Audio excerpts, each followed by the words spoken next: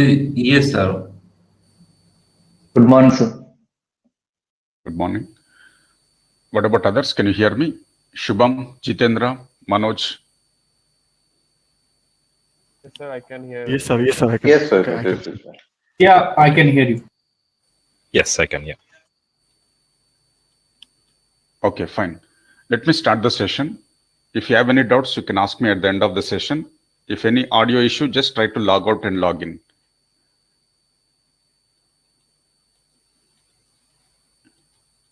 Okay, so in today's session, we'll try to focus on ODATA service fundamentals, like how to create a project, what are the various options in ODATA service project, and what's the importance of each option that we are going to discuss, a little bit of fundamentals. So ODATA service fundamentals. So as I told you, ODATA service means basically it contains database operations. Don't forget this. Mainly deals with database operations.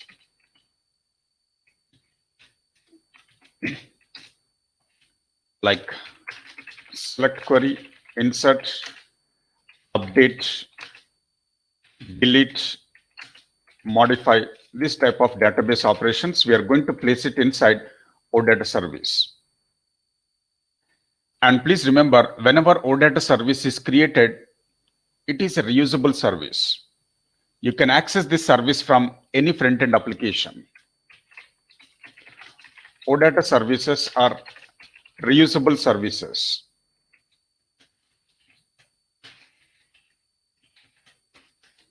And independent of front-end applications.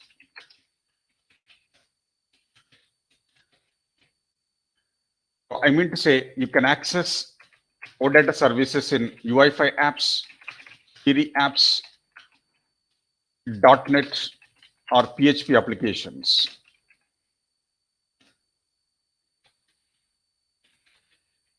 Any front-end which supports ODATA protocol. So those applications can directly utilize ODATA services. Once ODATA service is created, it is reusable and it becomes independent of front-end. Like you can access in UI5, you can access in Fiori, .NET, PHP, and other applications which supports ODATA protocol. So services are reusable and independent of front-end. So ODATA services we are going to create by using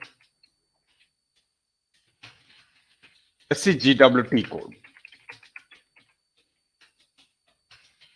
It's like a tool, or you can call it as a T code, which is technically SAP NetWeaver Gateway Service Builder.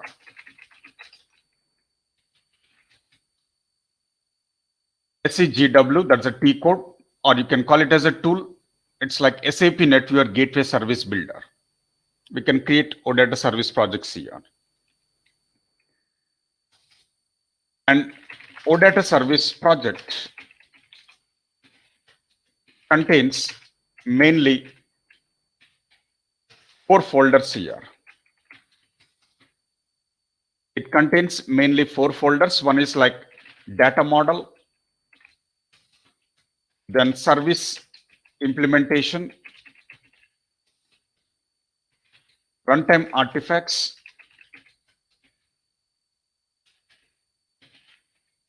and service maintenance.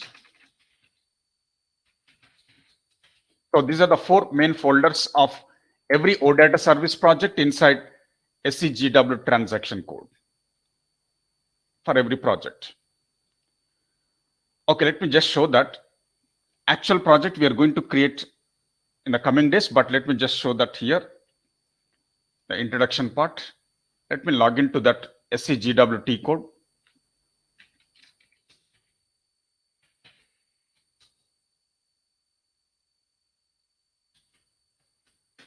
So you can go to SCGW Gateway Service Builder.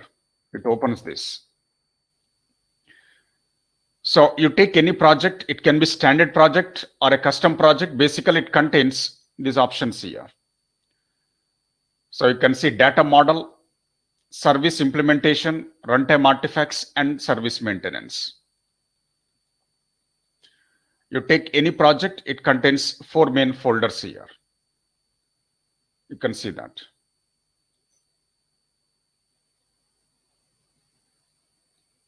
So it can be standard project or even a custom project. It contains the same 4 folders inside SCGW. So you can notice that. Okay, let me just highlight here.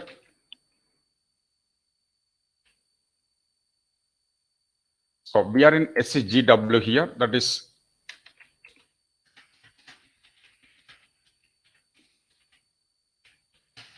for developing ODATA ABAP services here.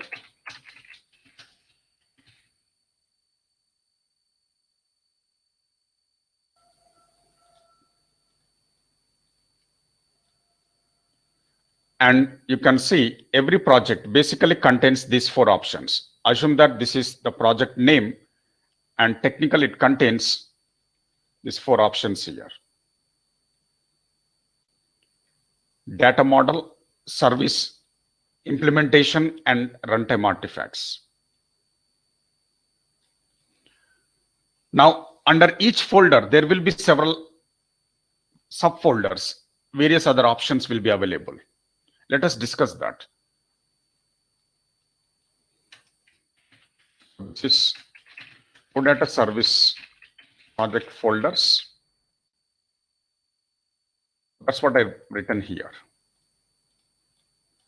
Now let us start with the data model. What exactly it is? What are the various options available inside data model?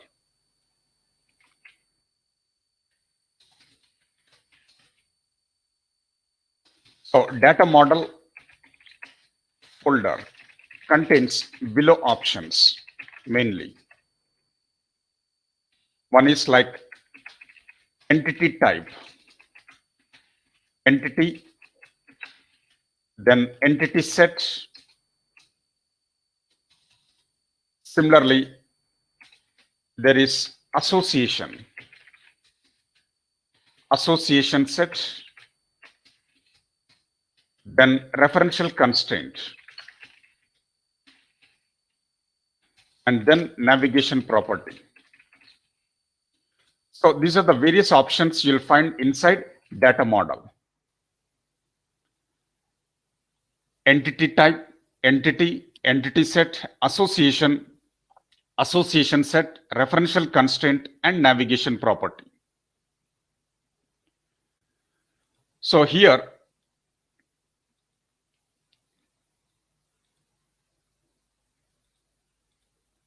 you can see there is a data model. Inside data model, you can see something like entity types, entity sets, associations, and if you want, you can create some more other options. When you right click, you'll get other options as well. Entity type, entity set, association set, function import, etc. But initially, these 3 options will be visible here. Okay, let me just explain that with a diagram. So whenever we implement database operations, first we try to make use of an entity type here. Inside entity type, we are going to maintain collection of fields. If you want to deal with database operations, entity type is required, and inside entity type, we are going to maintain collection of fields. For example, user ID, first name, last name, country, salary, for example.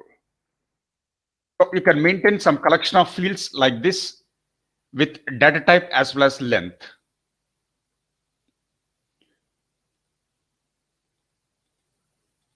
So entity type contains collection of fields, and each field contains data type as well as length in general.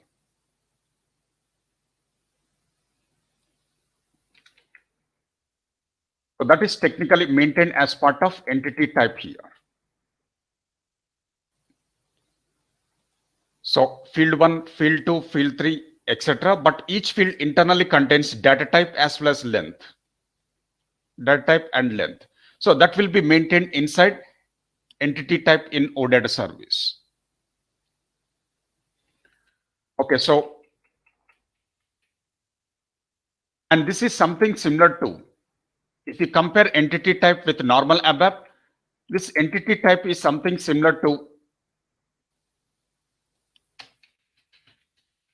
a structure in normal ABAP.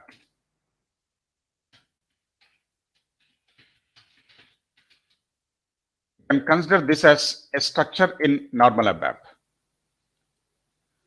So entity type is collection of fields. Each field contains data type and length. This is the term we use at ODATA service level. But in normal ABAP, it is like a structure. It's similar to that. Okay, so let me just save this.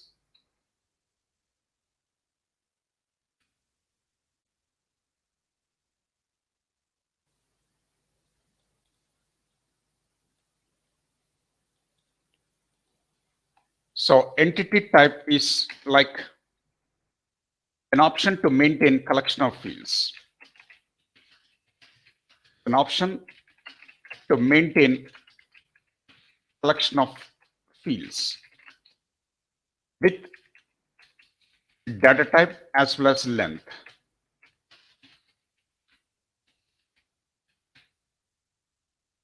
And as I told you, entity type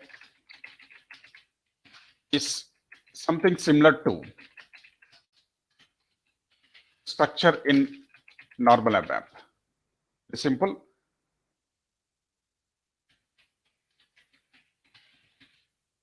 Similar to structure in normal ABAP. Now let me go to the next option, that is entity. So what we can do is we can utilize this collection of fields. We can utilize this collection of fields and we can hold single record at runtime. For example, 1001.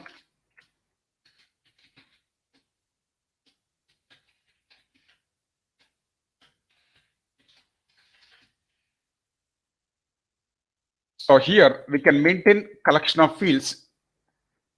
With collection of fields, we can hold one record at runtime, and that is possible with the help of a concept like an entity. So entity contains single record at runtime. It's something similar to work area. So entity is an option that can hold a record. So that's an option. This option is to hold single record at runtime. Very simple.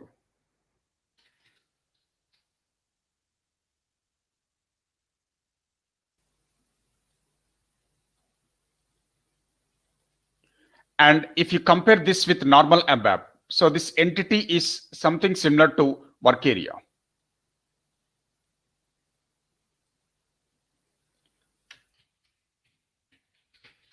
This is in normal ABAP. It's similar but not exactly same.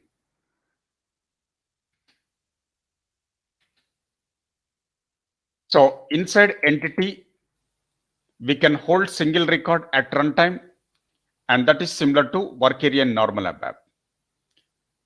So, but in ODATA service level, we call it as entity. That's a technical term we use here. Okay, let me write that simple note. Entity is an option to hold single record at runtime. Entity is similar to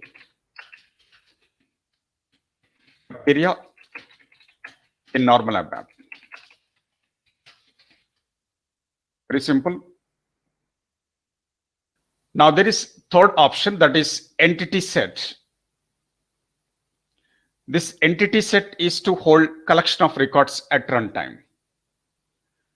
So you can see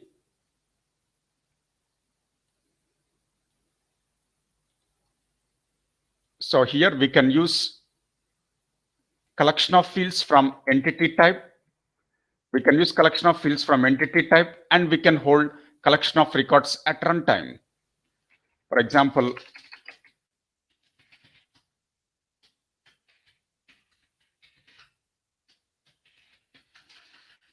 okay, let me add some collection of records just to complete the diagram.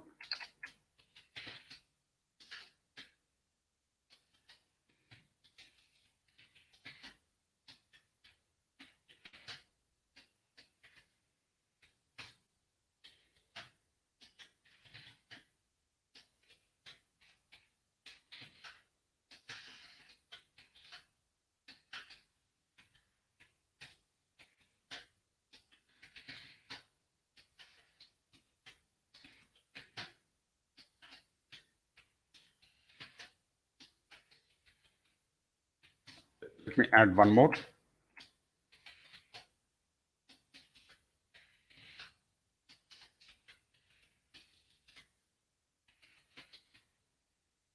So we can hold collection of records like this at runtime.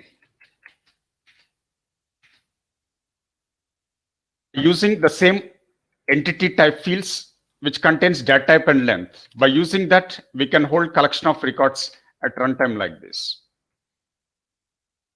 So here,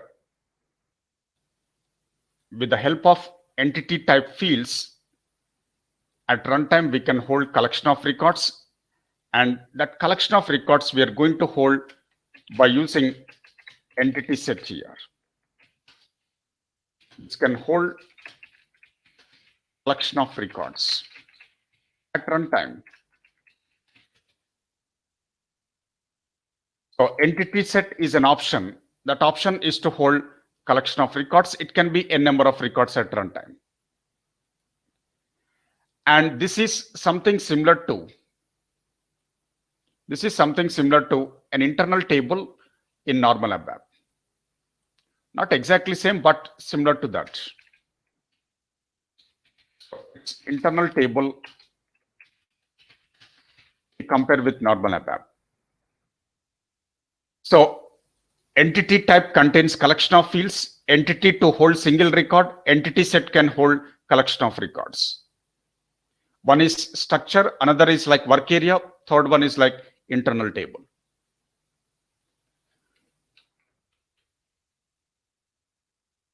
Okay, so let me just save this.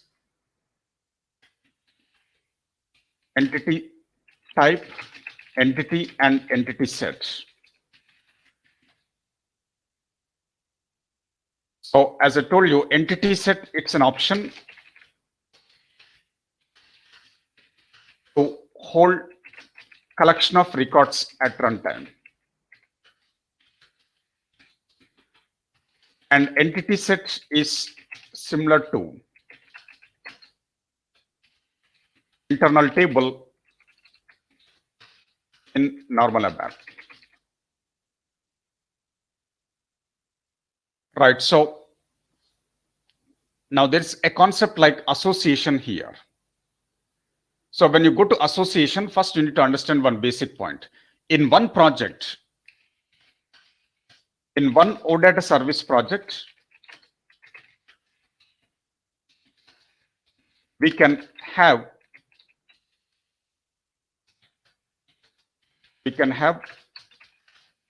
n number of entity types. That is possible. And we can also have n number of entity sets. That's possible. So in one ODATA service project, we can have n number of entity types and n number of entity sets. It need not be only one entity type, one entity set. It's not like that. You can create multiple entity types and multiple entity sets. That is possible. So here, Okay, this is saved. Let me go to the next diagram. So, for example, a project contains two entity types here. There can be a scenario where you can have multiple entity types, like entity type 1 and entity type 2. So, if you want to maintain relation between two entity types, so left side entity type 1, right side entity type 2. So we can maintain a relation between two entity types. That is possible. And that relationship, we can call it as association here. Relationship between two entity types, we call it as association. So this is just the name of the relationship here.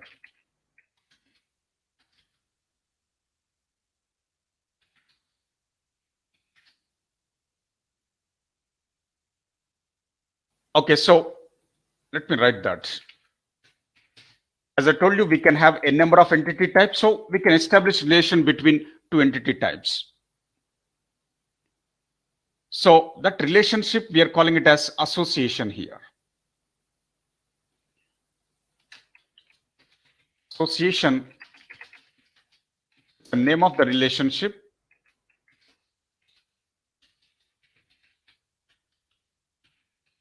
Between two entity types. It's the name of the relationship between two entity types here. But to be more specific, that you will understand in the coming days when we go with a proper scenario. So I can say association is the name of the relation between two entity types. One is like principal entity type, and another is technically becomes dependent entity type. Of course, association is a relation between two entity types. When you adopt a scenario, then it becomes like a relationship between principal entity type left side, dependent entity type right side. To be more specific, one we call it as principal entity type, another one we call it as dependent entity type. So that relationship between these two things, we call it as association. So that means when we go with header and item records, this becomes principal entity type. Right side one becomes dependent entity type.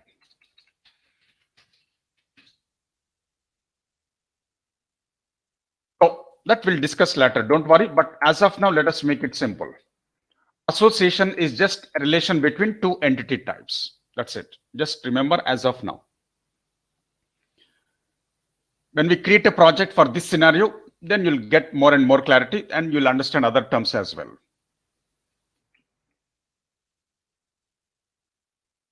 Now, there is another concept like association set. So this association set is the name of the relation between two entity sets. As I told you, we can have a number of entity sets in one project. One project can have a number of entity sets.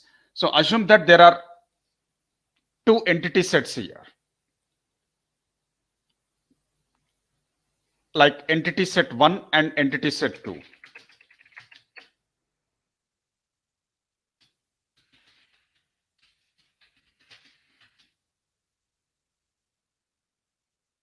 So assume that there are two entity sets and the relation between these two entity sets can be established here.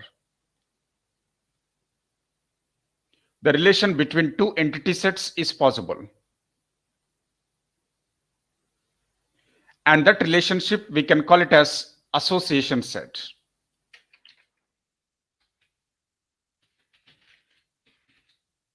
So this is also just the name of the relationship. It's a name of the relationship between two entity sets. left side can be considered as principal entity set. Right side can be considered as dependent entity set. When you have left and right combination, left side we call it as principal entity set, right side dependent entity set. And the relation between these two entity sets we call it as association set. Okay, as of now, let us make it simple.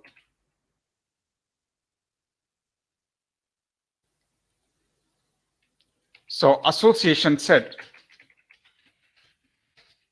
is the name of the relationship between two entity sets. That means it's the name of the relationship between principal entity set and dependent entity set.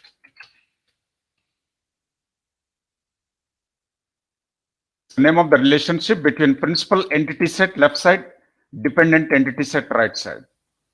So relation between these two entity sets, we are calling it as association set.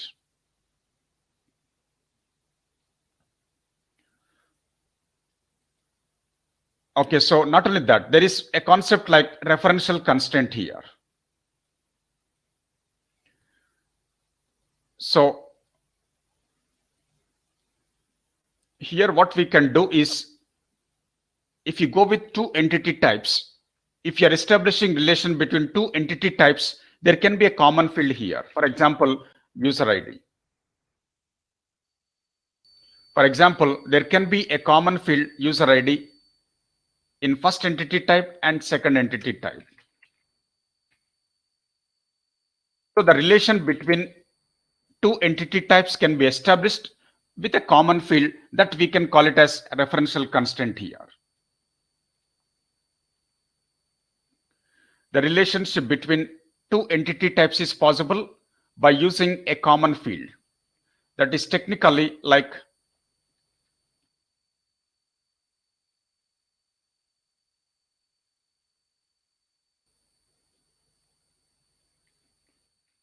let me make it like this.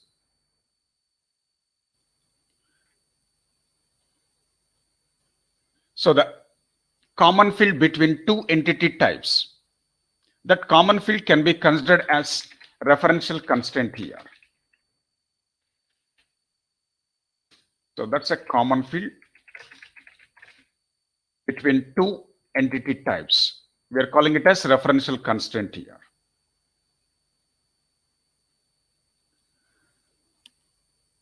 There can be multiple common fields. As part of diagram, there is one common field here. For example, user ID, left and right. But there can be multiple common fields, that is possible.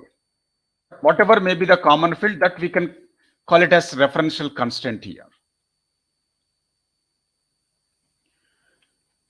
Okay, so let me write this here. Referential constraint. So it's a common field between two entity types. Referential constraint is a common field between two entity types. That means it's a common field between principal entity type left side and dependent entity type right side. Common field between principal entity type and dependent entity type. That means common field between two entity types. We are calling it as referential constraint here. Very simple. And there is a concept like navigation property that we are going to discuss in detail at right time. But as of now, let me just mention a simple note. Navigation property acts as a mediator here. It acts as a mediator between header data and item data. Just remember this. When we adopt a scenario, then you'll come across this and how to create navigation property, etc.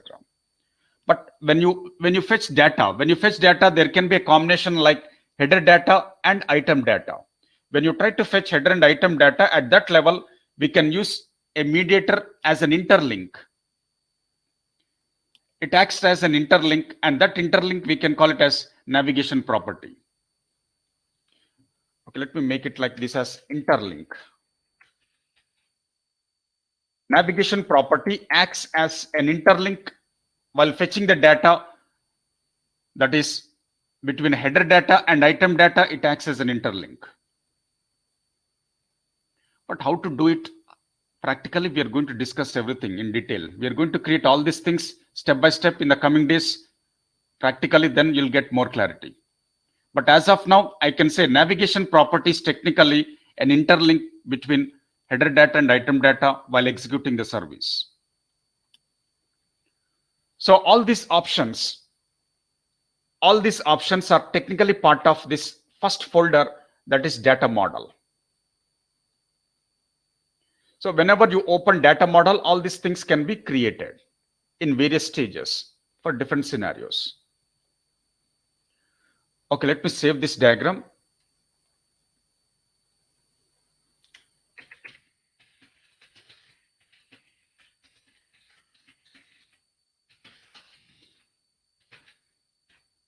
Association set, and referential constant. So those things are explained in this diagram.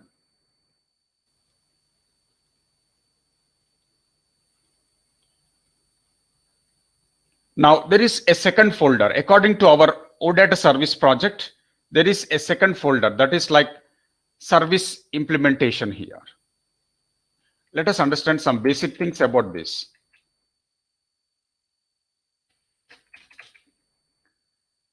Service implementation. So this service implementation mainly contains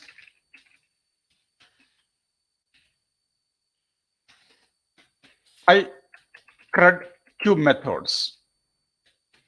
It mainly contains 5 CRUD cube methods. For each entity set, for implementing database operations. If you create one entity set contains 5 CRUD cube methods. If you create 2 entity sets, 2 into 5, 10 CRUD cube methods will be available.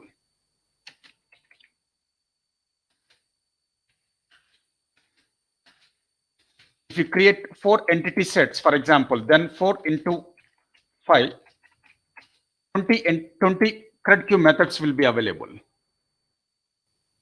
So for each and every entity set, there will be 5 CRUD cube methods that will be visible inside service implementation. Every entity set contains 5 CRUD cube methods here. If you create 5 entity sets, 5 into 5, 25 CRUD cube methods will be visible. So every entity set contains these things automatically generated. Ultimately, it is for implementing database operations. These are 5 CRUD cube general methods applicable for every entity set. So here you can see, if you go to service implementation,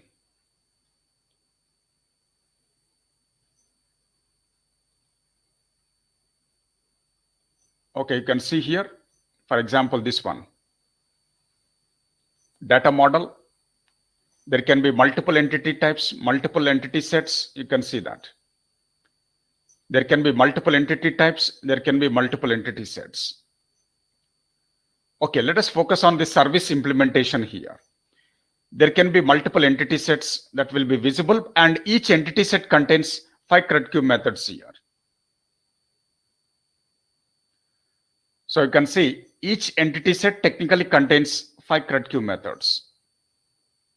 EMP set is one entity set. User set is another entity set, but every entity set contains these methods. Create entity, delete entity, get entity, update entity, get entity set. Okay, so me just take this diagram. We're going to create manually. Don't worry. In the coming days, let me just highlight here. Theoretically, at this point of time,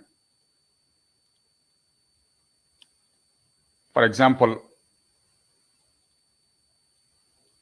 every entity set is associated with these 5 CRUD methods here.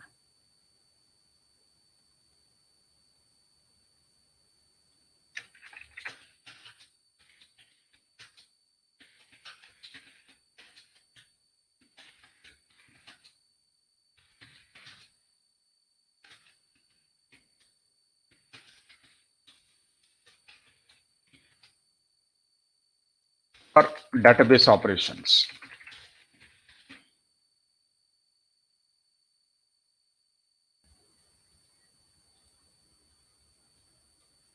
So this is part of service implementation folder that will be visible here.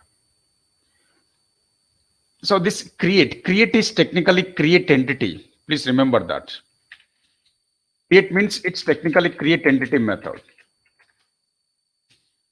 Delete means it's technically delete entity method. That will be available. When you open the classes, you'll understand that. Okay, so let me just save this.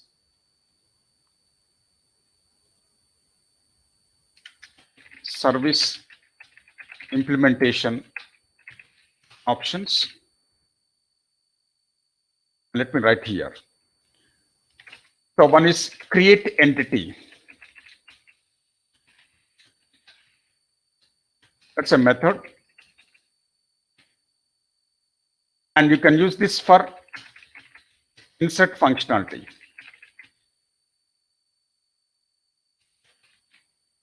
Similarly, there is get entity method, ODATA service method that you can use it for select query. Fetch single record in this case. Update entity.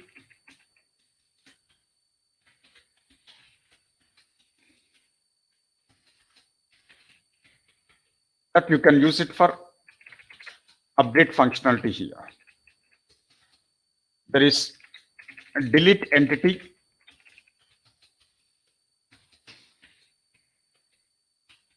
That's for delete functionality. You can write your delete statement. Get entity set.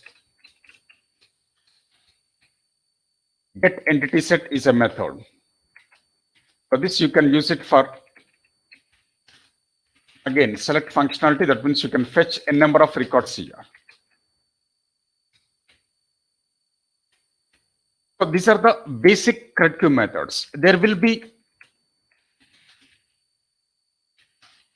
5 more CRUD methods for other operations like file upload, file download, inserting multiple records, inserting header plus item records, fetching header plus item records. So there will be 5 more other CRUD methods. Those are generic methods that will be discussed at right time in the coming days. But as of now, when you open implementation folder, the first 5 CRUD methods will be visible. These are basic methods. On top of this, 5 more methods will be available for other database operations like file upload, file download, inserting header plus items, fetching header plus items. For that, there will be other methods. So total 10 methods will be available, but for entity set, for every entity set, only 5 CRUD methods will be applicable. The other 5 CRUD methods are generic methods. They are not applicable for entity set. So whichever methods are applicable for entity set, they are visible here in implementation folder. Okay, so not only that, I can say this create entity that comes under C category. Get entity, it's a read operation. It will fetch single record, so it's a read operation. Update entity, you can update the data. Delete entity, it's deleting records. And get entity set, it will fetch n number of records. So it comes under query operation. One is create. This is read. This is update and delete. Last one is query operation. So get entity will fetch single record. It's a read operation basically. Get entity set will fetch a number of records. It's a query operation. Okay, just remember these are CRUD methods. Let me just write a simple note. All the above methods are considered as CRUD methods.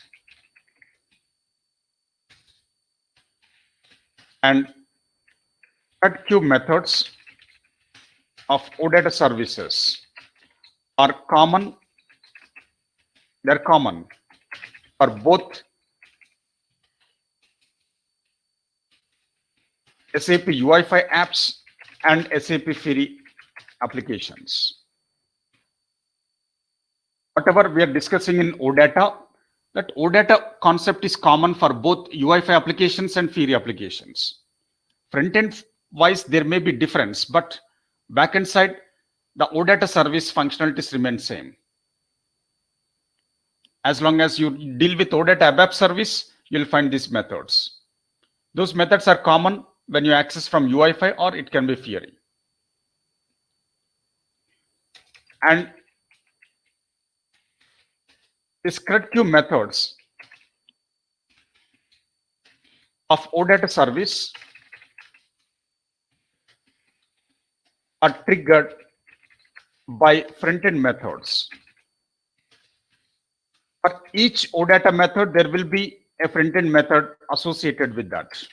And that is possible by using ODATA model concept. So this ODATA model in the front-end contains front-end methods. Front-end methods will trigger these CRUD methods of backend ODATA service. Front-end methods of ODATA model will trigger CRUD methods of backend ODATA services. That is how the framework is designed by SAP. So for example, okay, let me just write it here.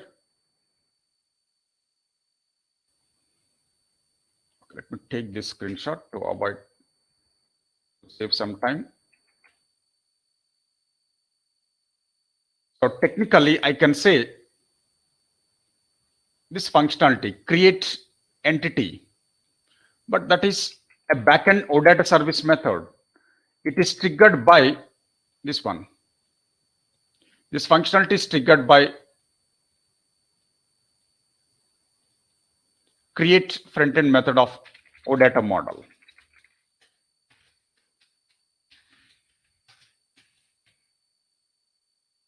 Similarly, the second method is triggered by using bind element. Bind element in the front end will trigger that.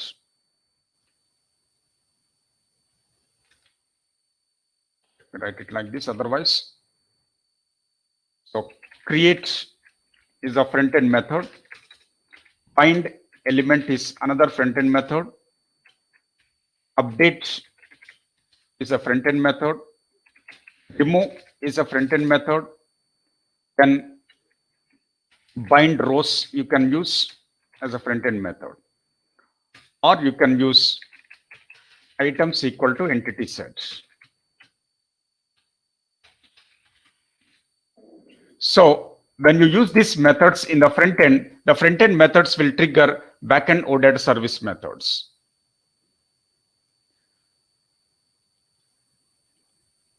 Okay, let me just write like this. So create method will trigger this. Bind element will trigger get entity. Update will trigger update entity. Remove will trigger delete entity. Bind rows, or if you use items equal to entity set, it will trigger get entity set. So that means each backend method is designed to trigger from front-end applications by using front-end methods with the help of ODATA model concept. So every front-end method is associated with back-end methods also. That's how the framework is designed, and that is possible through ODATA model.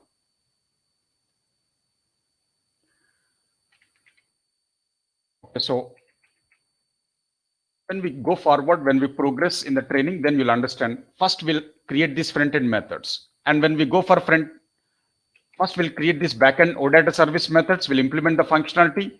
And in the coming days, we'll try to create front-end applications and we'll call these methods. So in different stages, you'll understand all these things. Let me write it here. This is like front-end methods here of ODATA model class, technically. So they are designed to trigger these functionalities. Okay, let me put an arrow here.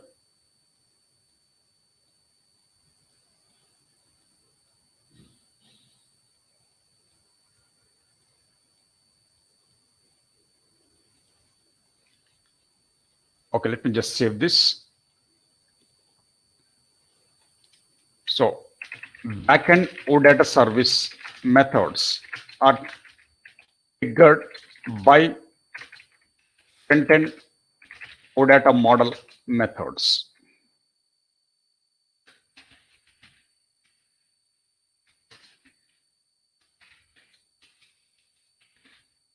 Just remember that.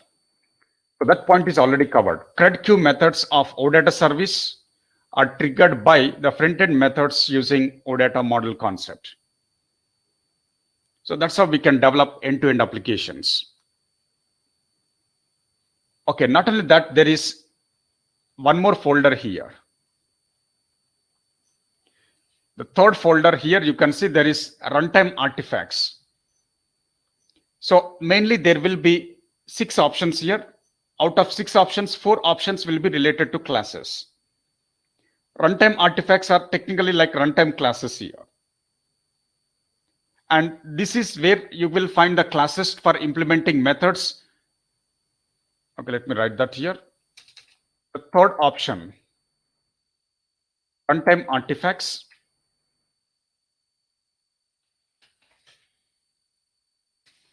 So this runtime artifacts are collection of runtime classes for implementing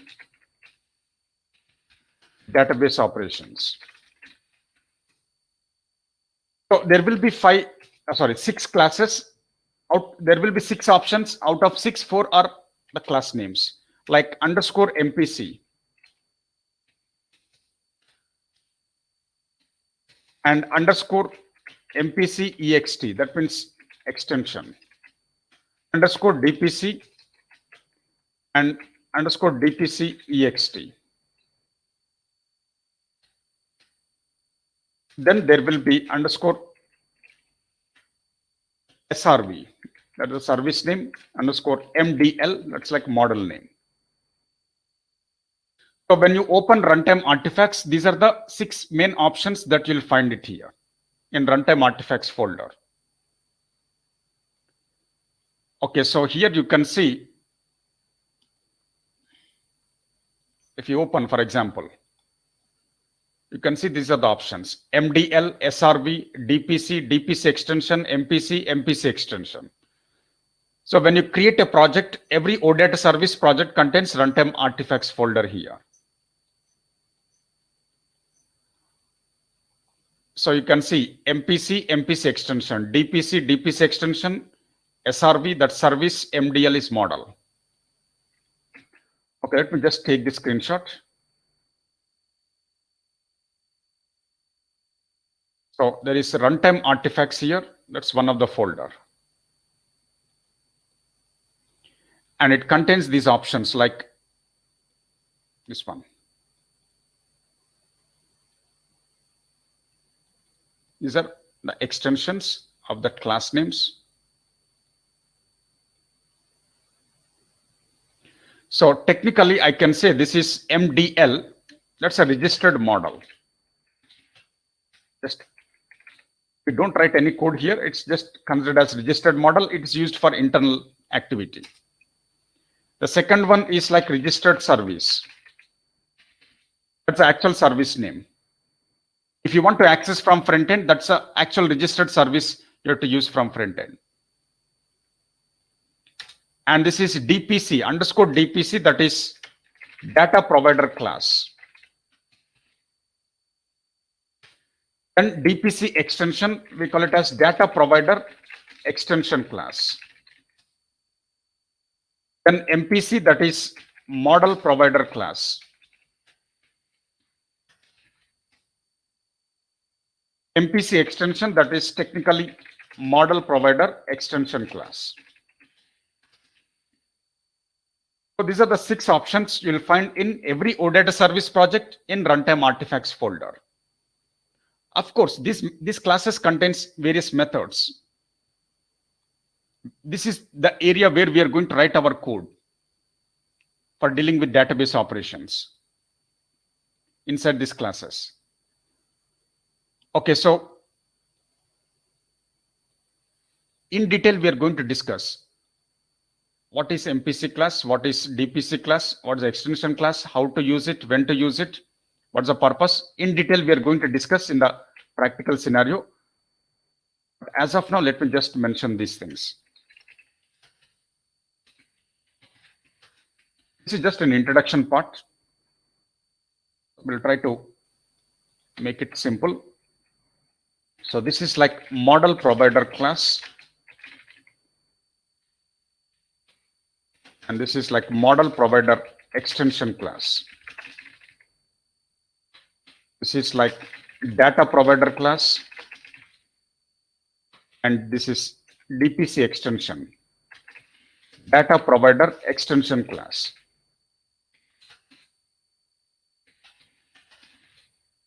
SRV, that's not a class name. This is just the name of the service. It's like registered service. And this is like model. This is also not a class. This is just a model name. That's used by SAP internally for executing the service. Now here, I can say this MPC class. This is a super class. MPC extension class. This is a subclass technically. DPC class, that's a super class. Again, DPC extension class, that's a subclass. So MPC class is super class. MPC extension class is a subclass technically according to the framework. The super class. And this is the subclass. Data provider class. Once again, this is super class. And DPC extension, that is a subclass. So model provider class, in general, it contains the metadata generated by ODATA service framework. I'll just write a simple note, single line statement, but we'll do it practically in the coming days, then we'll discuss in detail. So as of now, I can say MPC class contains metadata. Auto-generated by ODATA framework. It contains metadata auto-generated by ODATA framework according to data model. And this subclass, model provider extension class, is a subclass. This is an extension of metadata.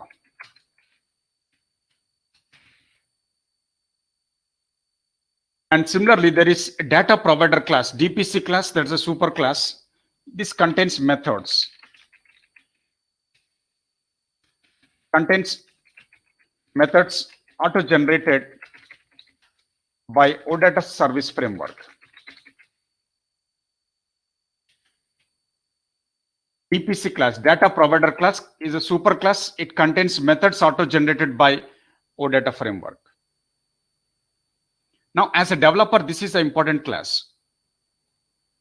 Developer point of view, DPC extension class is important because here, as a developer, we redefine the methods.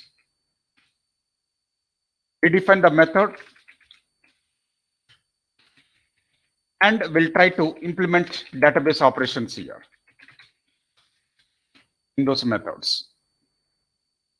Developer point of view, the fourth class is very important. All the database operations are implemented via this class.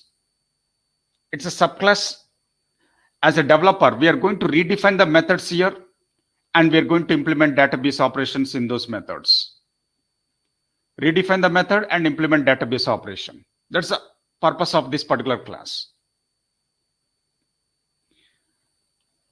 So this is important. Let me put a star mark here.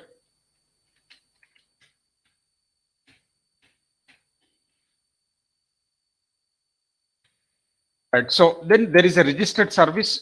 It's just like service name accessed by front-end app. With that service name, the front-end apps will access by using ODATA model. So any app can access. It can be UI5, Fiori, or .NET, PHP, whatever. By using this registered service name with underscore SRV, with that service name, it is accessed from front-end application, UI5 or Fiori. And then there is MDL registered model. It's like a model name. It's internally used by framework to execute ODATA service functionalities. That model name is technically used by the framework itself to execute ODATA service functionalities. As a developer, we don't use anything here. Developer point of view, the fourth option that is DPC extension class, that is important for us. So all those options you can come across here. When you double click, you can see here. Model provider class, model provider extension class, data provider class, data provider extension class, registered model, registered service. So when we start writing the code, then you'll get more clarity about all these things. Okay, now let me go to the next option, that is like the fourth option, that is service maintenance here. Service maintenance. So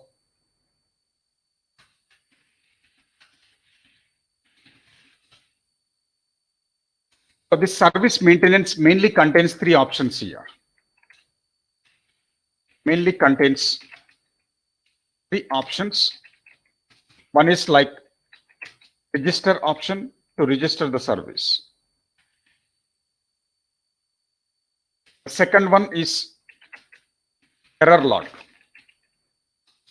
Find out the errors occurred during service execution. Third one is like SAP gateway client.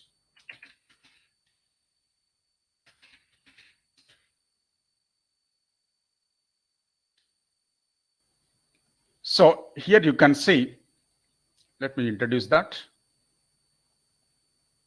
If you go to service maintenance, then you'll find mainly these options: register, error log, and gateway client.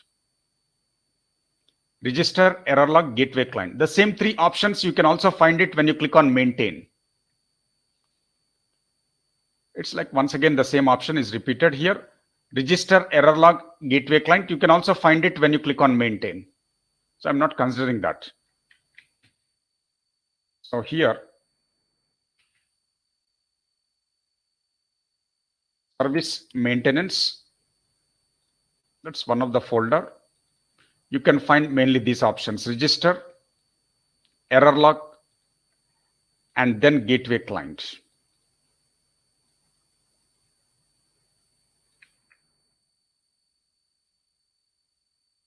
So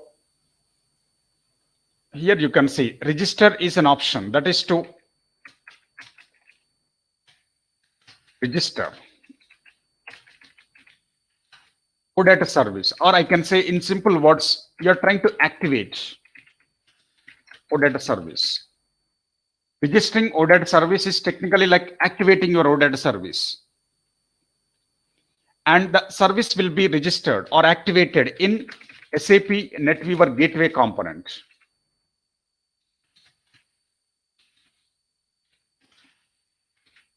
Inside a server, there is a separate component like network gateway component. So inside that gateway component, this service gets registered. That means it gets activated when you use this option. The second option is simple error log. This is to trace out the errors. Trace or find out errors occurred during service execution.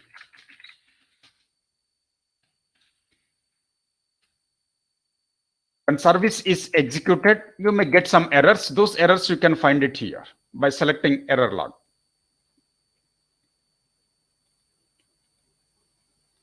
And then there is gateway client. This is to test the ODATA service functionalities within SAP system. If you want to test ODATA service functionality within the SAP system, then you can use gateway client. So that means here you can pass input using HTTP request, and you can get output using HTTP response. So you will find HTTP request, HTTP response inside gateway client. That is just to test ODATA functionality in the backend. That means within the SAP server. Okay, you can see here. Just let me introduce that. If you open gateway client, I'm just clicking gateway client here.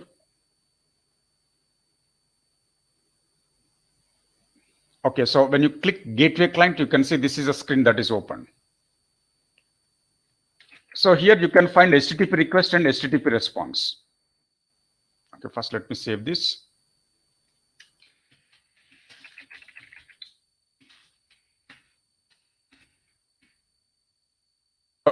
Gateway client here, there are two main options, that is HTTP request and HTTP response.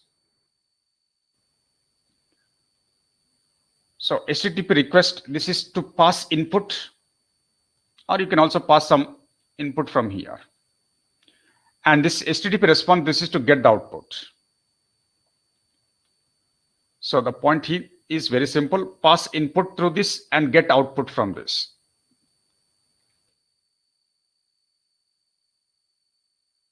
So you can pass input here and you can get output here.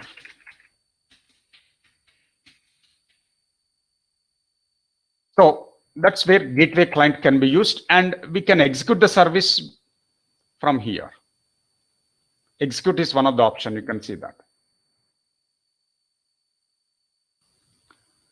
Okay, but testing ODATA service can happen from a browser environment also, not only from gateway client. We can use a browser to test ODATA services. That is possible. Okay, first let me save this. SAP gateway client.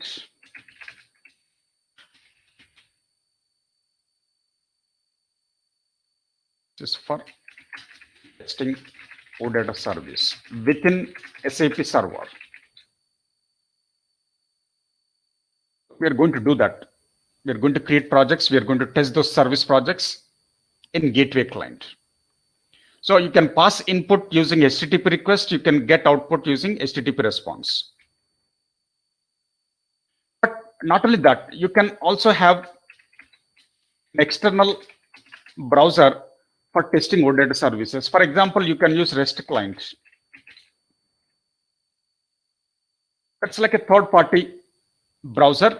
From that also you can test your ODATA services. You can test the ODATA service functionalities here from external browser like Firefox, Google Chrome, etc. Not only within SAP system, from outside SAP system, that means from external browsers like Firefox, Google Chrome, also you can test your ODATA service functionalities. by using something like REST client add-on. This is one add-on. You can add it to browser. I'll be discussing that in the coming days. Through that also you can test the services. So here also you can find, like, you can pass input again using HTTP request, and you can get output using HTTP response.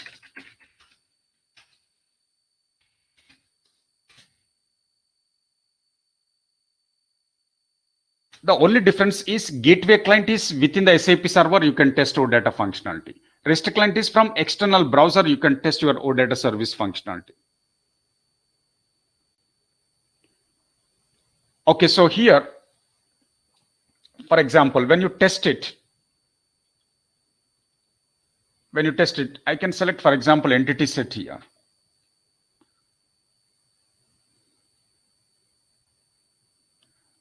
Okay, you can see there's an entity set, for example, EMP set. Now, if I try to execute the service, so if service contains select query, then you'll be able to fetch records here. Under HTTP response, you're able to get the output in XML format by default.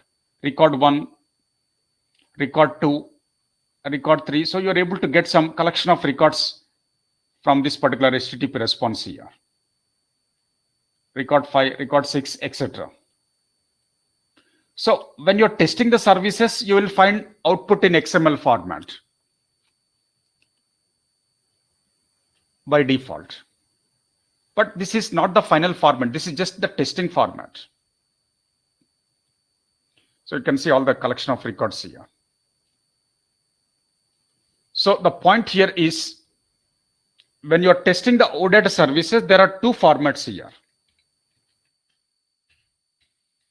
For testing OData services, developer point of view,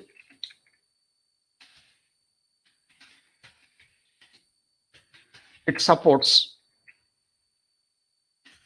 two formats. One is default, that is XML format. Another is JSON format.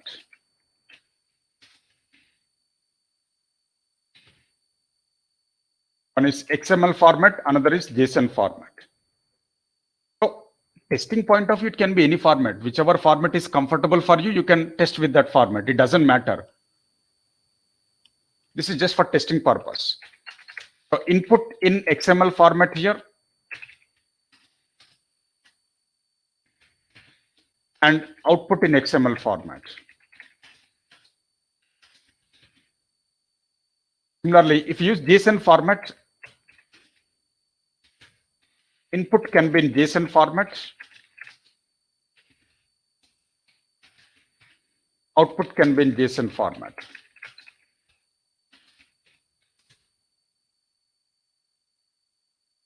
So, for example, if you are using XML format, how it looks like? XML format, let me just do that basic idea here. You can see you're getting all records here. Collection of records you're getting here, it is by default displayed in XML format. You can see that. Record 1, record 2, record 3, etc. You can see here. Okay, let me just take the screenshot for just knowledge purpose. So after providing entity set, technically, when you're trying to execute the service from gateway client, when you're executing the service from gateway client, so it will display output in HTTP response section, and it is displayed in XML format here.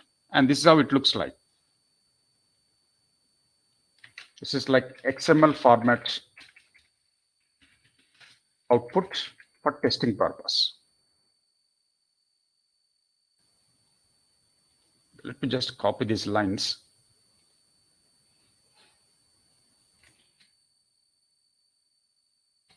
Record 1, record 2, etc. So you'll find something like this. Segregate. This is how you'll find the data.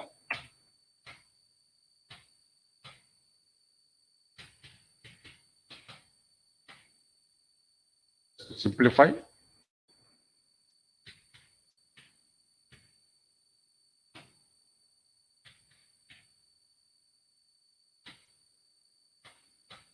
So begin tag for field name, end tag for field name. Begin tag for field, end tag for field. And in between that, you'll find record values. In between that, you'll find record values here. That is how XML format looks like. There can be a number of records here. It doesn't matter. If you scroll down, the same story is available here. There can be a number of records. It will be displayed in the same format. Just to make it simple, I'm segregating it.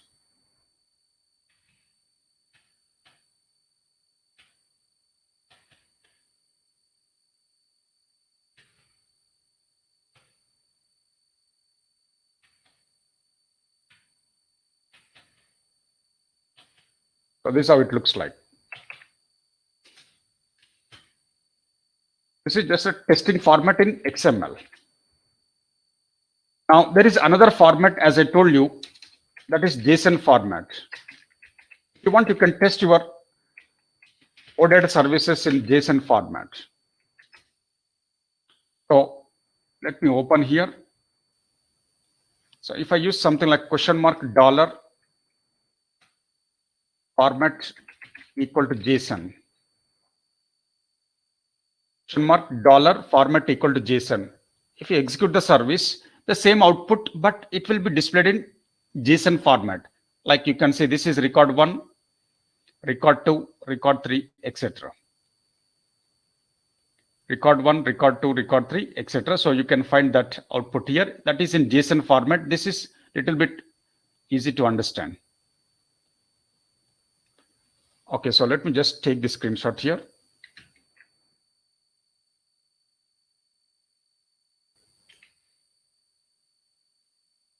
When you're using entity set with $, format equal to JSON, default, if you don't provide anything, then it is XML.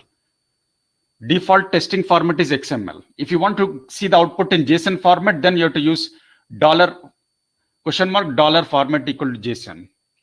Then you can get output in JSON format like this in HTTP response.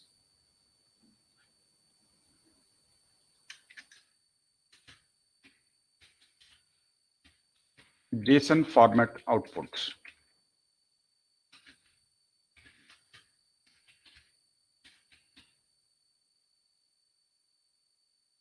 You execute the service from gateway client.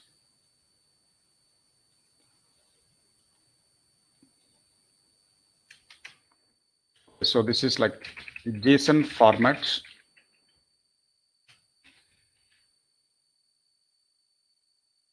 Save this screenshot also. This is XML format. Let me copy this some of these lines just to make you understand. This is how the JSON format looks like. So left side field name, right side record value. Left side field name, right side record value. You can see that. Field name, record value. Field name, left side, right side, record value. Email ID is a field. This is the value. Country is a field. This is a value. So this is how the JSON format looks like. And it can be a number of records. Ultimately, it looks in the same format here. There can be a number of records, but ultimately it will show it in the same manner with left and right combination.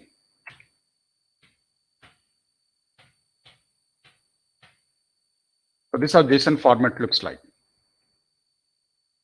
Now, these are not end user. End user cannot understand this format. Developer point of view, you can understand XML format and JSON format. But the actual end users cannot understand these values properly. So that's the reason why we are going to develop the front-end applications like UI5 Fiori. In UI5 Fiori, we are going to develop actual screens. We can display output in actual format like form, list, charts, tables, microcharts, multi-combo box, etc. The same data we are going to show it whatever data we are able to test it here, the same data we can show it in different screen elements when we develop front-end screens. So the point here is very simple. Let me write that here.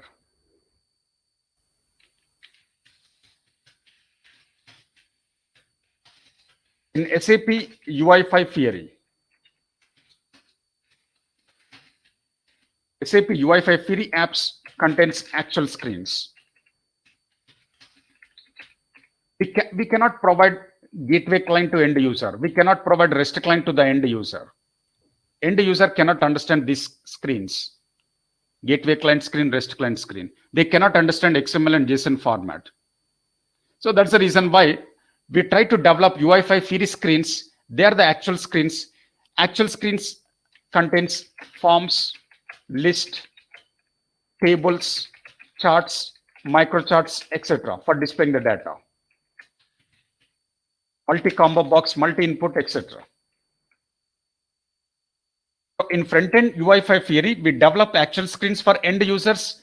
We consume the same ODATA service, same functionalities, but we'll display data in form, list, tables, charts, microchart, but not in XML format, not in JSON format. The data will be same, but the format is not XML and JSON. It will be like list, tables, charts, microcharts. So these things are understood by end user. So for end users, these things will be provided in the form of UI5 Fieri. Okay, for example, here you can see,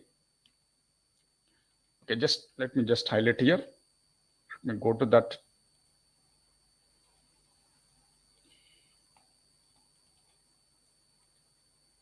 Let me just open a Fieri application. So when you access ODATA service, technically, the output will be displayed in list, table, charts, microcharts. Let me just show that. So in WebID, we can develop apps. In Business Application Studio also we can develop. But ultimately, this is how you will find the actual screens. Actual screens are designed here.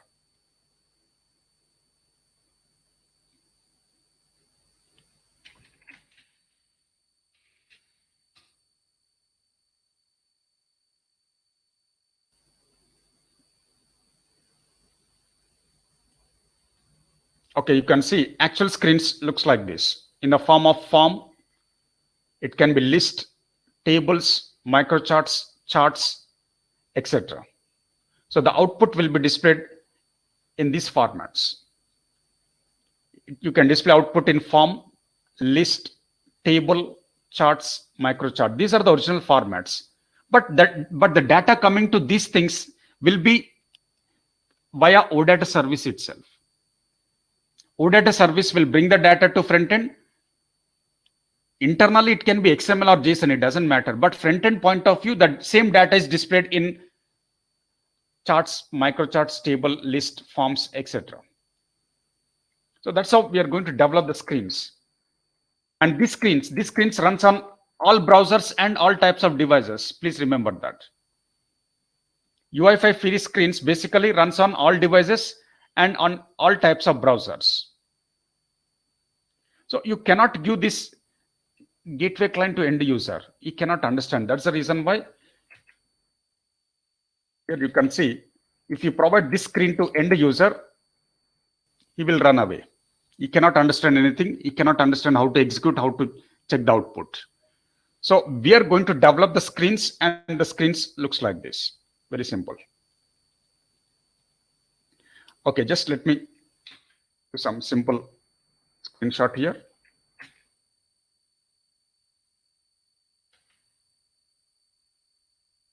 It can be a form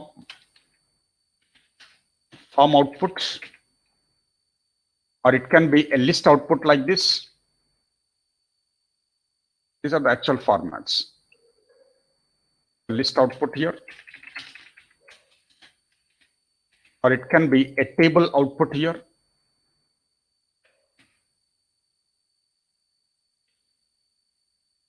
Knowledge purpose, I'm saving this. This can be a table output. It can be microchart. This is simple graphical format,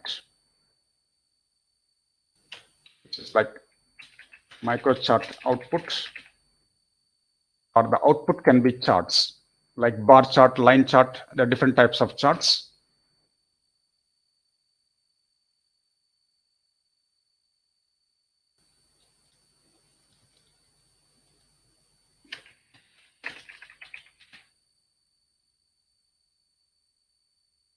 Okay, these are the screens that will be provided to end user, but in the backend, ODATA service gets executed. In the backend, ODATA service gets executed. ODATA CRUD queue methods gets executed for fetching the data, or you can insert data, update data, delete data. You can see that. Not only fetching data, you can insert data, you can delete, update. We can do whatever we want. Okay, so this is how we develop the Fury screens by using ODATA service. Not only just fetching data, we can insert, update, delete. Not only single record, we can also deal with multiple records. Everything can be a form input, something like that. And not only that, you can deal with collection of records. So say suppose if I go to fourth screen, you can see this can be used for dealing with multiple records. You can insert header record, and you can insert collection of item records, record 1, record 2, record 3, etc. You can also deal with collection of records. You can insert, update multiple records as well. But behind all these things, ODATA service gets executed for Fury apps and UI5 applications.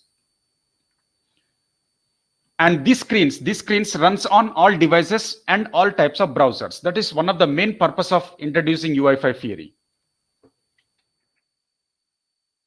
The main purpose of introducing UI5 Fury is to make sure that it runs on all devices.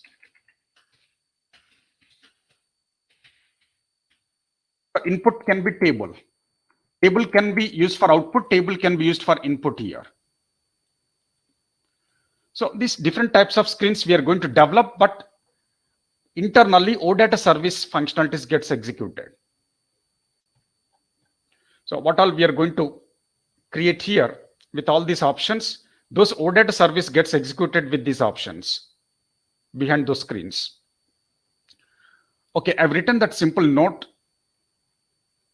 SAP UI5 Fury contains actual screens. That is where we are going to develop along with ODATA creation, and the input and output can be forms, list, tables, charts, microcharts, etc.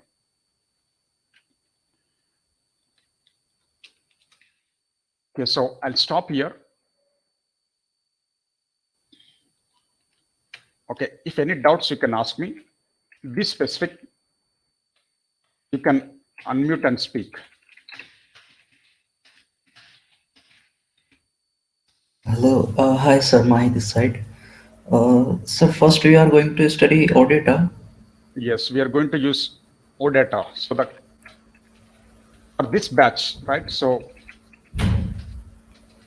for this new batch, the first topic will be ODATA service development. There will be around 15 sessions, 15 or 16.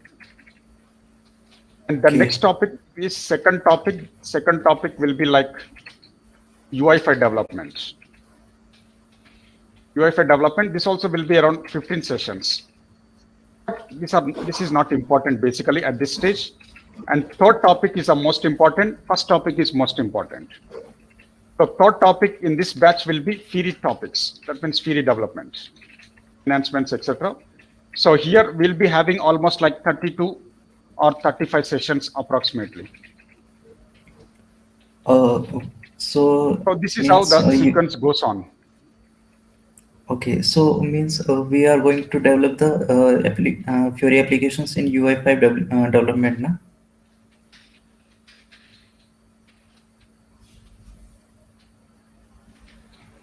Yeah, what's the doubt? I'm saying that we are develop the Fury application in UI5 developments, na? So it's not important. UI5 is almost like it's not important. 15 sessions, this is just for knowledge purpose, it's important. In real time, it's not important. Real time point of view, this is important. ODATA is important, okay? Sure. And fear is important. For real time point of view, fear is important. And this CDS fear elements, this is also important. UI development, that is UI5 development, knowledge point of view, it is required. But when you develop the applications, we don't use UI5 style of approach. This is almost outdated approach. We are going to follow Fiori approach. That's the easiest one, simple one, that is recommended by SAP. But you should have a knowledge. You should compulsory have a knowledge. That is important for learning. But real time, it's not that required. Because in real time, we are not developing UI5 apps now. We are developing mostly Fiori, along with ODATA, CDS and Fiori elements. Okay, so everything is important, but practice point of view, if you want to ignore, you can ignore.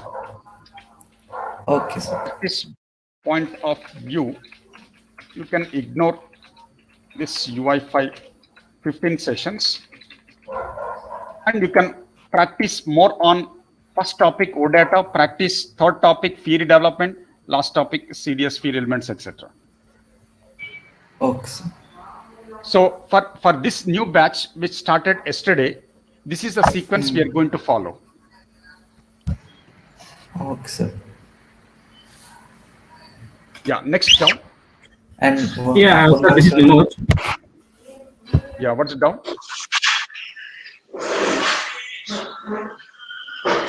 In here, like interfaces will cover, like APIs part or something. What is that? Interfaces, APIs call will cover in this your training. In theory, we are going to use that various classes, right? Various classes, methods, properties, events. Those things we are going to call, like this is from SAP UI5 framework only. From UI5 framework, there will be application programming interface. So that we are going to use it. I'm not sure what exactly you're talking about, but here in our case, we are going to use application programming interface related to UI5 framework. That is like you can see here. If I go to the documentation, you can understand that. SAP UI5.hana.ondemand.com. So here there will be API reference. So what all we find it in API reference, mostly we are going to cover that. Like you'll find list of classes here. For example, sap.m.table. So it contains API reference here. If you select this, it contains an API reference. So it contains various methods, properties, etc. Here you can see that. This will be covered in the front end. I'm not sure what type of API you're talking about, but here in UI5 Fiori, there will be an API reference. It contains various classes, various libraries, and it contains, when you click on this, it contains various options. Example, if I select table, it contains various options here, like properties, methods, events, etc. So that we are going to use it in front-end development. Like, so we have some open AIs. From there, we can get the data and we can call them with the help of Ajax. No, that we are These not going to APIs. do. We are not going to do that. It will be very specific to SAP environment, not open API. Okay. Hello, sir. Yeah. Next down. Hello, sir. Yeah. Yeah, sir. Are you going to provide the GUI server details, correct, sir? Yeah. You are going to get now. And this is the right time. You'll get it. Don't worry. Okay. Yeah. And I didn't solve this connection of this, what is it called, BAS tool. Still I am trying, but I will check after 15 days again. If not, I will do something. Yeah. Okay. So SAP GUI access, you'll get it. Don't worry. GUI. This is required for ODATA development.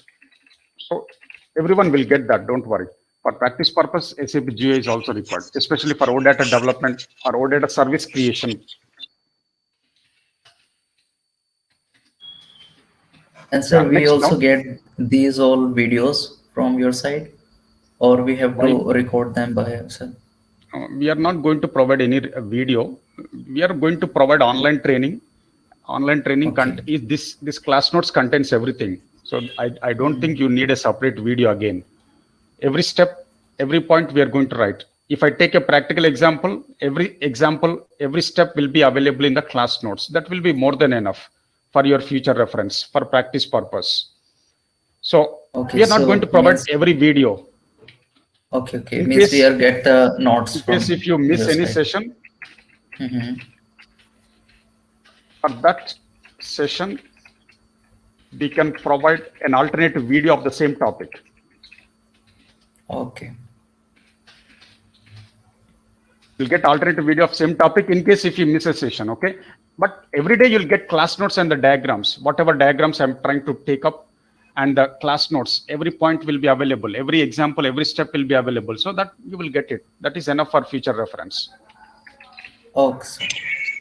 Sir, you will be covering annotations also?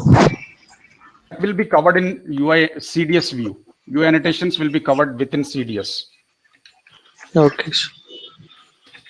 Yeah, hi, Pawan. And next down, Hello. Hello.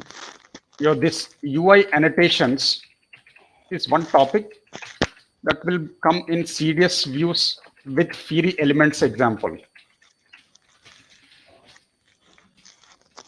That is the last topic in our session, technically, this CDS views UI annotation. So when we take up CDS view with Fiori elements example, there the UI annotations plays an important role. So at that level, it will be covered. Hello. And sir, Don't ask me. is Don't ask me about the syllabus related points every day. Okay. If you want to understand what exactly is going to cover in the syllabus, just try to refer the syllabus sheet. So I've already provided the course content so that we can avoid this syllabus related doubts. So here, and then sir, one more thing. let me complete. Like anyone don't know that about the Java much. So Now, what's about who that? said Java is required here? Java is nowhere related to this course. Java has nothing to do with UI5 theory. In In XML UI5, and in UI5 theory, we are going to discuss these topics. Why Java comes into picture here? So in our course, there will be CDS view, theory elements, UI annotations, and then ODATA ABAP services. And then here there will be UI5 theory development. And then whenever required, we are going to discuss these things. XML part, whenever required, we are going to discuss with a proper syntax. And HTML tags, whenever required, we are going to discuss that in the course itself. You need not have any prior knowledge. CSS, we are going to discuss. And scripting methods, scripting syntaxes, scripting arrays, scripting operators, validations, regular expressions. So that will be covered in the course itself. You need not have any prior knowledge. okay, sir. Okay. I recommend you to go through this course content. Everyone, from tomorrow onwards, please try to avoid this course related, content related doubts. What all mentioned in this, what all mentioned in this course content will be covered in the next 100 days. That means in the next 65 to 70 sessions, all these topics will be covered. Scripting will come into picture, CSS will come into picture, HTML tags, everything will be discussed in detail. XML syntaxes, okay, UI5 theory, ODATA ABAP, CDS view, UI annotations, etc. So I recommend you to refer this course content, which is already forwarded to your email. Okay, so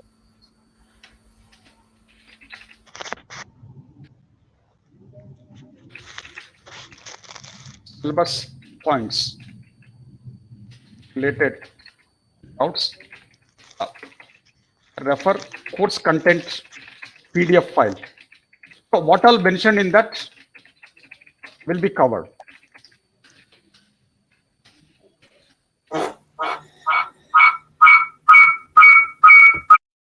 Yeah, next doubt. Yeah, actually, after developing the applications and the roles creation, launchpad design, everything will be covered here. Yeah, Launchpad is part of the course. Launchpad will come at the end of the course. Launchpad will have a relation. First, you need to understand how to develop UI5 app. You need to understand how to develop Fiori app. Then we can go for deployment of, you will understand deploying UI5 app, deploying Fiori app. Then finally, you will understand integration of UI5 and Fiori apps into SAP Fiori Launchpad. So that's also one of the topic you will come across at the end of the course after completing all UI5 and Fiori. Yeah, So first roles we are going to creation, develop. everything. That's what Fiori Launchpad means. Fiori Launchpad is very simple. I don't know why people will make complex, but Fiori Launchpad is very simple. Here, what we do, we create roles, instances, catalogs, okay, Yeah, yes, sir. and semantic objects, target mappings. These are all simple. There is no code involved here. It's a step-by-step procedure. So that will come at the end of the course. Don't worry. First, you need to understand how to develop UFI app. You need to understand how to develop Fiori app. Then at the end, we can understand how to deploy both the apps.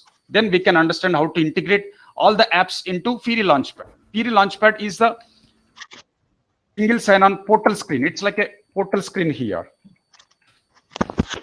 Okay. Like a portal screen where you can have roles. Based on the roles, the end users will access the applications. So that is also part of the training here. Okay, you can see once again, if I go to course content, that also will come across, but not in the same sequence as in the syllabus sheet. It will come in a different sequence, but that is mentioned here. So Launchpad related, you can see SAP Fiori Launchpad configuration. So here we are going to create roles, semantic objects, catalogs, tiles, mappings, everything. That is part of the code. This is very basic level. No need to worry about that. You need not remind me. Groups, PFCG roles, these are very common. Okay.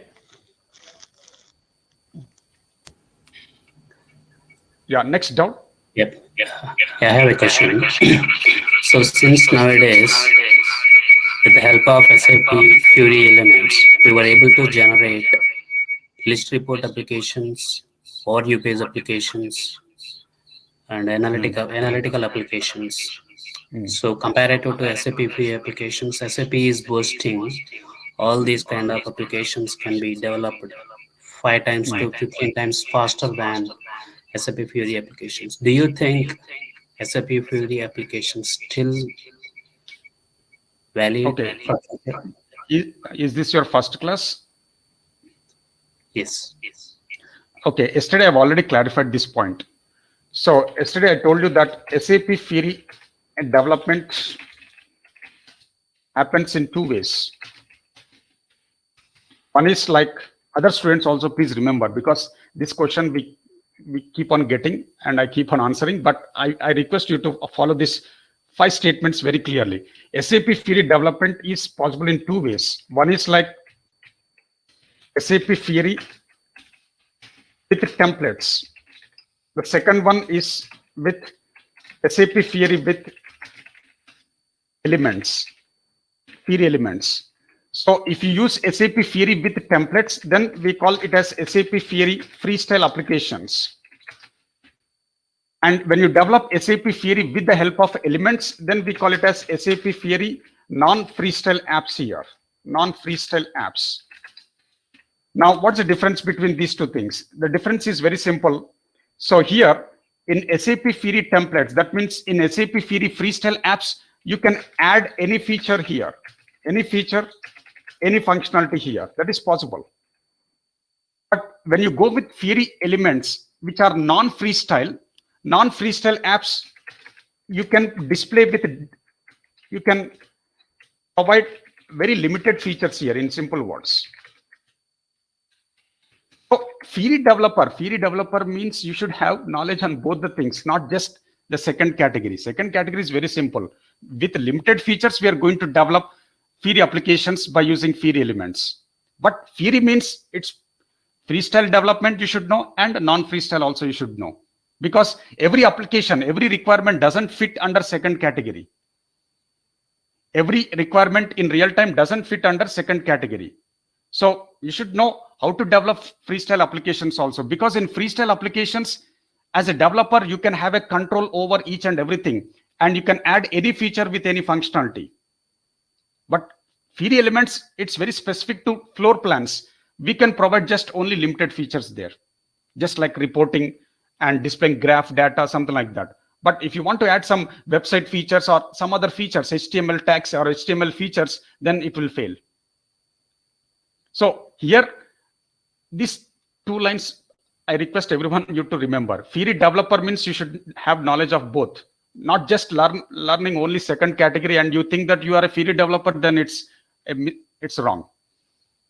So Fiori developer means you should have knowledge on both the things. So in our training also that we have included, so here you can see, okay, let me go to that course content once again. So here both will exist in real time. One is not an alternative for second one. Second one is not an alternative for first one. Both are important. So here you can see, this is where you will come across Fiori elements. When we use CDS concept with Fiori elements UI annotation. So here we are going to create CDS view, 1 or 2 views, and we are going to use Fiori elements like list report, overview page, and analytical. But it takes very less time, of course. That's the reason why it will be 2-3 sessions on these Fiori elements with CDS views. But here, with these things, we can achieve limited features. That's what I'm saying. If you want to make your application look like website, then it will fail. If you want to display the report, yes, it will succeed. You can do it in either way. But if you want to make your website look like if your application look like a website, then it will fail. If you want to improve the appearance of the screens, then it may fail. If you want to develop a complex application, then this will fail. If you want to develop many screens in an application, then this will fail. So that's the reason why the first approach and second approach, both are required. So here we are going to achieve limited features with these Fiori elements in real time. This is not the final solution. This is one of the solution to have limited features in your applications, especially for reporting kind of functionalities. So here, that's the reason why there is a second category. Not only that, there will be a second category. That is like where we can use ODATA web services. We can develop complex applications. We can add any feature, n number of screens, everything here in UI5 Fiori. So Fiori-like app development. Fiori-like app development, you can develop n number of screens and n number of functionalities, and you can add n number of features, and your application also can look like a website. So that's how the customers will expect. So that's the reason why this category is also important. So then only you'll become a Fiori developer. Okay. Right. So the point here is Fiori elements is just an extension for a Fiori development here. SAP Fiori elements is not a replacement for Fiori templates. SAP Fiori templates